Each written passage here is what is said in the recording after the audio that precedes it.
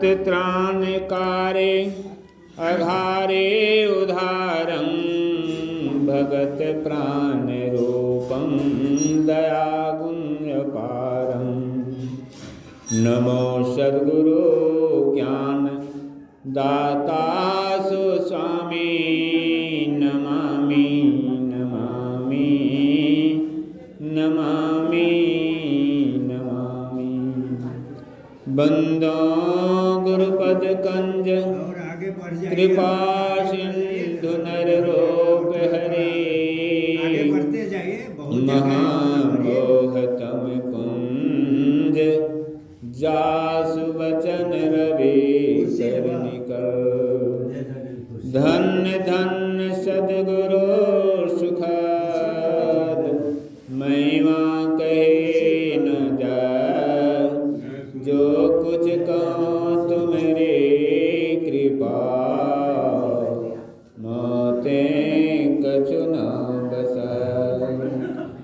जो कुछ कहो गुरु तुम्हारे कृपा मोते कछु न बसाए। श्री सद्गुरु महाराज की जय। अव्यक्त रूप में प्रातः स्मरणीय अनंत विभूषित सृष्टि के कण कण में विराजमान श्री सद्गुरु महाराज को मेरा साष्टांग प्रणाम। व्यक्त रूप में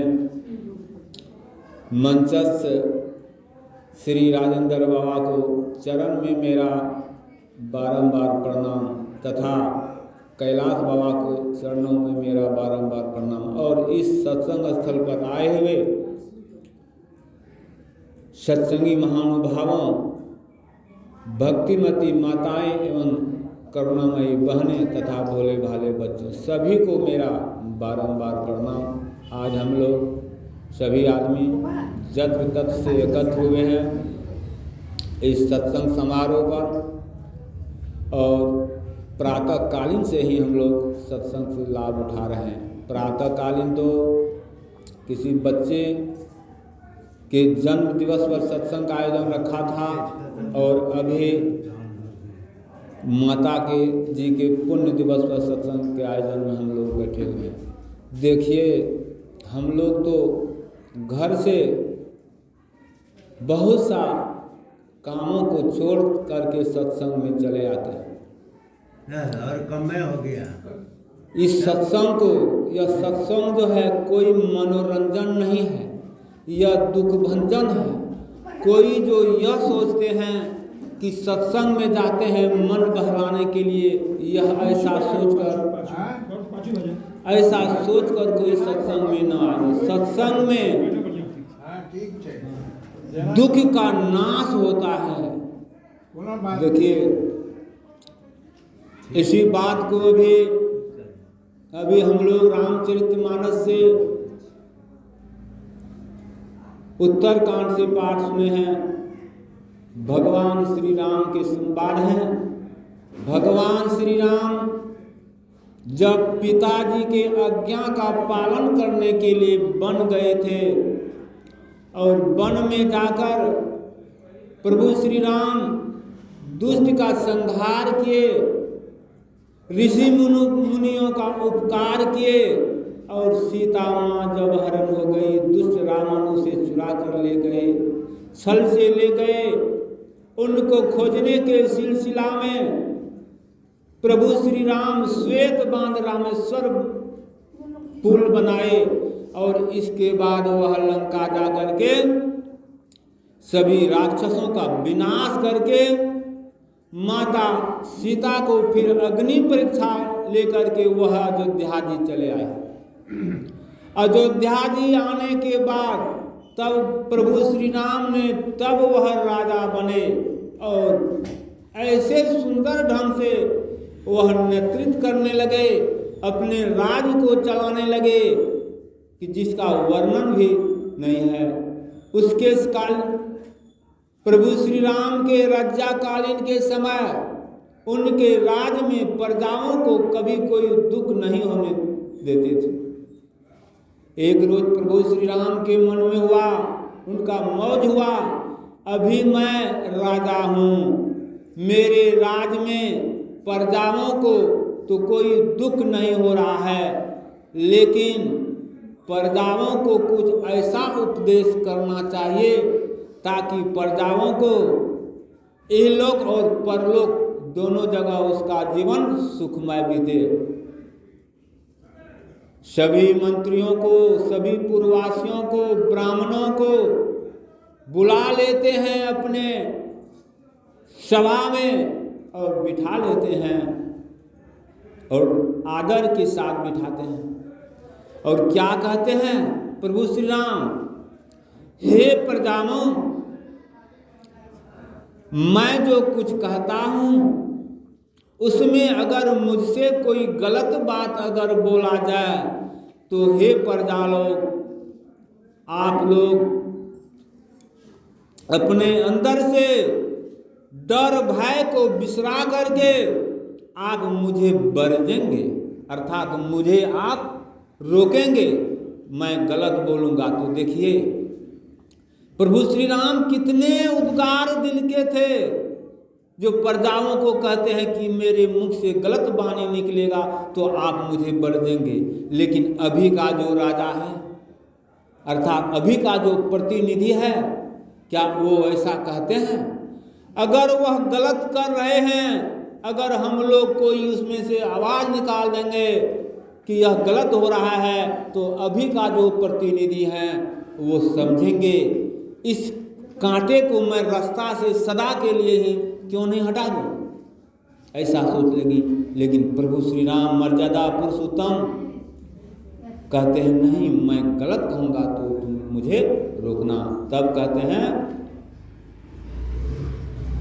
कि बड़े भाग, याद है, मानुष तन पावा, असुर दुर्लभ सब ग्रंथ ही गावा। क्या प्रभु श्री राम को तो कहना चाहिए था कि बड़े भाग हाथी तन पावा, क्योंकि सबसे बड़ा विशेष शक्तिशाली जानवर हाथी है, उसको ऐसा बोलना चाहिए था। लेकिन क्यों कहे बड़े भाग मानुष तन पावा?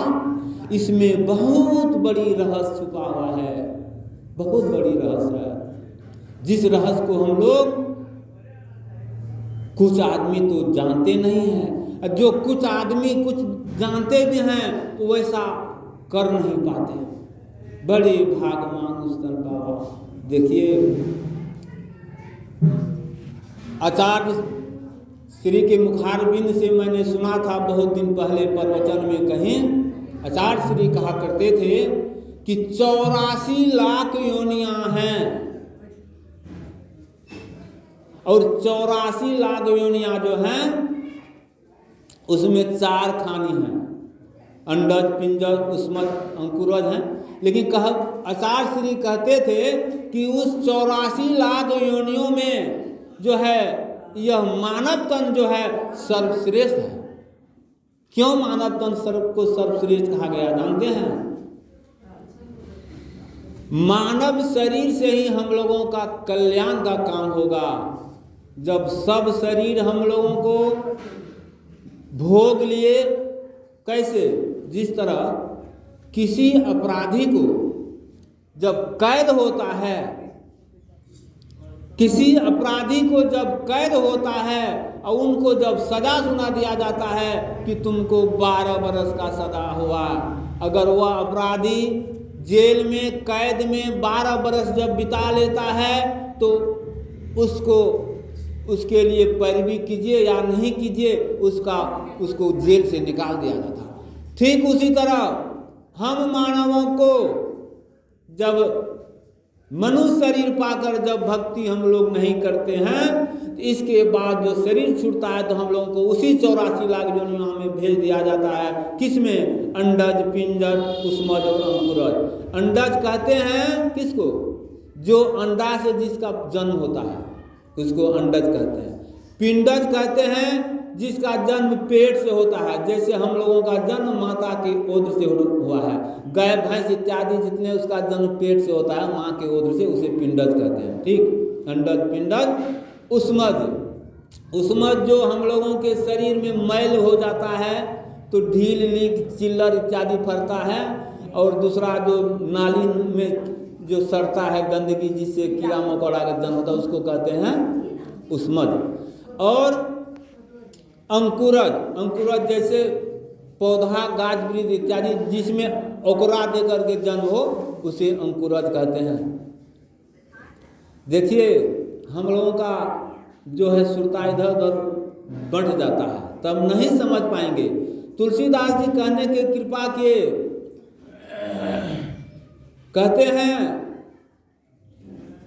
मन रमे संसार में तन साधुन के संग, तुलसी याही वियोग ते नहीं लगा हरि रंग। यह सत्संग जो है यह मनोरंजन के लिए नहीं है, यह दुख भंजन के लिए है। जिसको थोड़ा सा विज्ञान हो जाता है कि मुझे दुख का निवारण कहाँ होगा तो वही सत्संग में आते हैं। इसलिए सत्संग में जब आते हैं तो गपशप मत कीजिए, सावधान होकर सुनिए। तो अंकुरज से में भी जन्म लेकर, यानी मनुष्य शरीर में जब भक्ति नहीं किए तो फिर 84 में भेज दिए। 84 लाख में सभी जेल को अर्थात सभी जोनियों को भोग लिए, तब फिर किसी शरीर में भोगने के लिए नहीं बचा।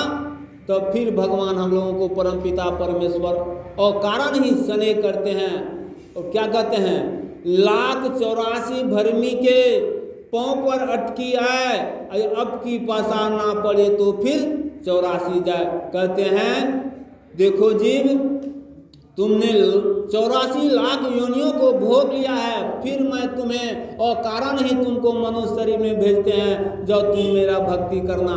अगर फिर भक्ति नहीं करेगा तो फिर तुमको इसी 84 लाख योनि में भेज दिया जाएगा। तो हम लोग को मनुष्य शरीर में आए हैं तो मनुष्य शरीर का उपादेयता क्या है, हम लोगों को सुख चाहते हैं, भक्ति चाहते हैं, तो दो चीज से ही दो काम करेंगे तो सुख मिलेगा। वह काम दो क्या है जानते हैं?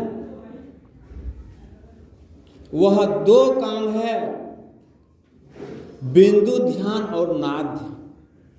गुरु महाराज भी कहते हैं, कह दिए बिंदु ध्यान विधि नाद ध्यान विधि सरल सरल जग में प्रचारी। वही दो काम है, अर्थात प्रकाश और शब्द। हम लोग ध्यानाभ्यास करते हैं, क्यों करते हैं? इसलिए कि आदत बनाते हैं ध्यान करने का। ध्यान नहीं करते हैं अभी हम लोग, ध्यानाभ्यास कर रहे हैं। और ध्यान जब होने लगेगा हम लोगों को तब फिर हम लोगों के अंदर प्रकाश होगा। जब प्रकाश होगा तो इसके बाद शब्द में जाएंगे, तब हम समझिए हम लोगों को लाभ होगा। देखिए समय यहाँ बंधा हुआ रहता है, जो मैं कहते हैं अज्ञा समन सुसाहिब सेवा, मैं आज्ञा का थोड़ा सा पालन किया हूँ और जो दो शब्द मैं कहा हूँ, अच्छे शब्द जो मेरे मुख से निकला है वह गुरु महाराज के चरणों का प्रसाद है, और जो गलत शब्द निकला होगा मेरे अंदर जो अहंकार है, विकार है, जो पाप है उसका परिणाम होगा। यही मैं तो सब आप लोगों के बीच रखा है। श्री सद्गुरु महाराज की जय।